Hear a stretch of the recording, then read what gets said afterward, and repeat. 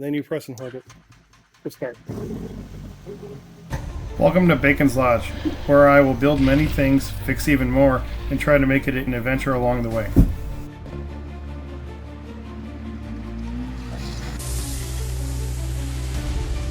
Welcome back to Bacon's Lodge.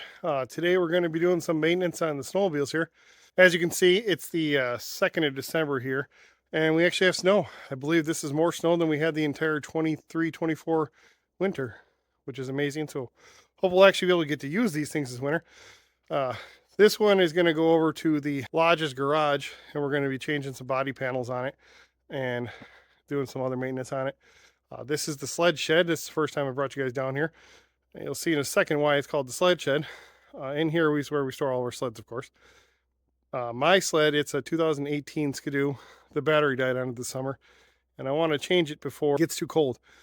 So it's 25 degrees Fahrenheit today. So we're going to head inside, and we're going to show you how to reinstall the battery on a Skidoo snowmobile. I'll put the model and information all in there so you guys know what it is.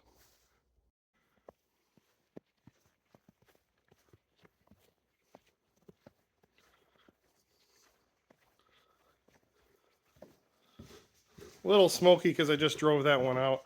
But here is the sled we're going to be working on.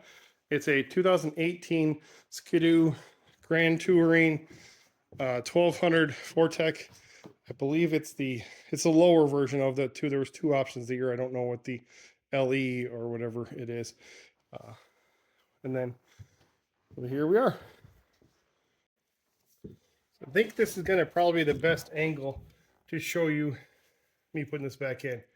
So the pieces we have are the shield that actually locks it in. There's a screw right here, and then one down in here. I believe they're both 10 millimeters. Let me check.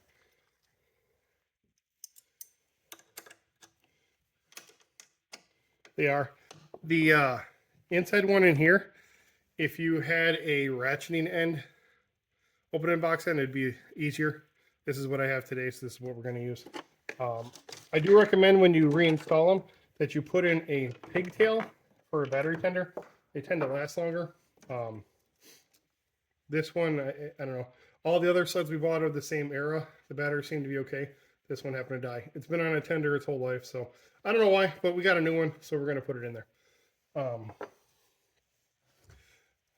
I bought this battery on Amazon. It is the correct call number that was in this sled.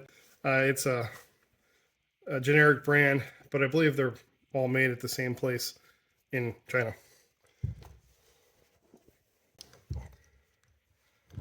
So place it in there. You just kind of gotta wiggle her in here. Get it down in there. It's pretty tight. And the shield here, of course, blocks the negative. So we're going to mount that negative on there before we put the bracket on. I'm going to leave the positive off until after that. So to do that, we're just going to kind of turn it sideways here. So this is the exhaust can.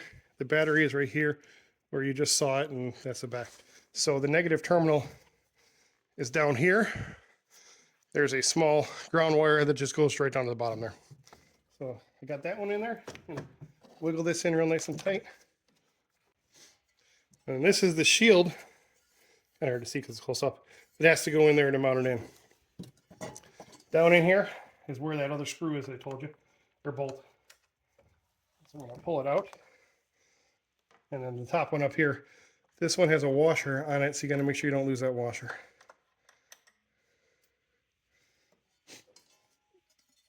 No, you don't have to have this battery here, this terminal on here. This is just a battery tender. I'm going to turn it. It's facing out of the way.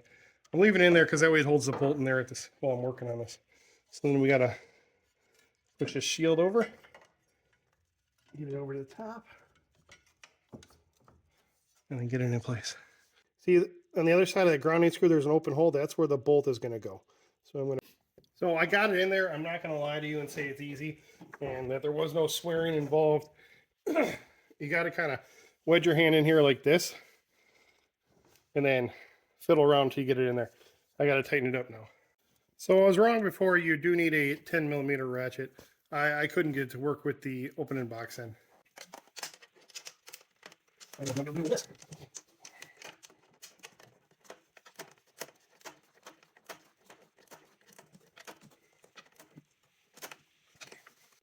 If you had hands any bigger than mine, I don't think you'd be able to get them in there.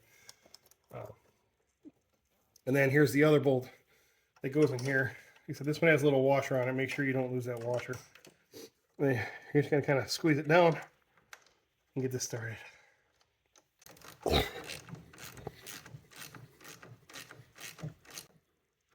don't want to over tighten it. I just want it so it's not going to move around. You can see it's snug as a bug in the rug there. Now, this battery tender, we just tuck them in here because we leave it plugged in all summer long. So you just kind of tuck them all in here. And then in the spring, you can open it up and plug it in. Now to do the positive here, make sure you keep your thumb or pinky underneath here because there's a little screw. It's equivalent, it's actually the nut, but it can drop down, and actually it just did, so that didn't work. And now you got to fight with to get it to put in there. This is where I was saying that it would be nice if these could just screw into there instead of it being like this, but that's how the super smart people manufacture these things. Okay, so I'm using a screwdriver to hold the nut in place. Don't ground it out on your exhaust because, well, you don't want to fry the battery that you're trying to install. And then we're going to just get it started with my fingers. And then I can tighten it down with the screwdriver.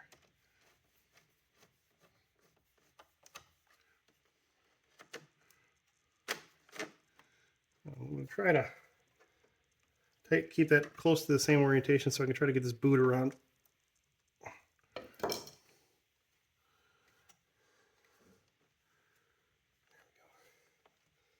And the boot's protecting the positive. It doesn't ground out or anything. Now you'll notice that this snowmobile, like I said, it was a 1200 E-Tech. They usually have electronic reverse on it, but the electronic reverse on this year sucks ass. So I installed a manual one. Pain in the butt on that one is I have to open up the panel every time I want to go in reverse, but I don't get stuck on a trail where I need to back up and I can't. You just use the manual.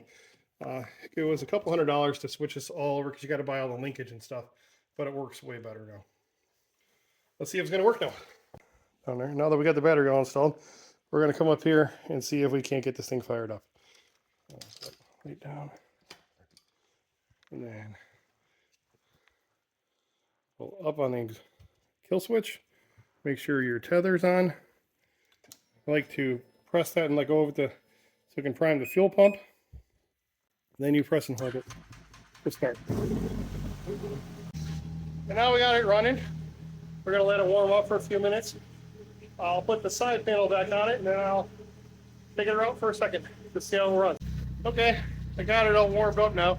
I'm going to try to mount you on this sled so we can actually go for a ride and see how she runs.